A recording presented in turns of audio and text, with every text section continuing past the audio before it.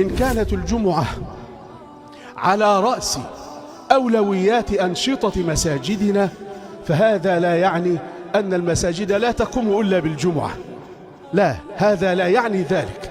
إنما الجمعة على الرأس وفي القمة، وفي قمة هرم الأعمال التي تقوم بها المساجد، ويعني شيء من باب إحقاق الحق والاعتراف بفضل الله سبحانه وتعالى علينا في هذه الجالية المباركة بهذا المسجد الكريم المبارك.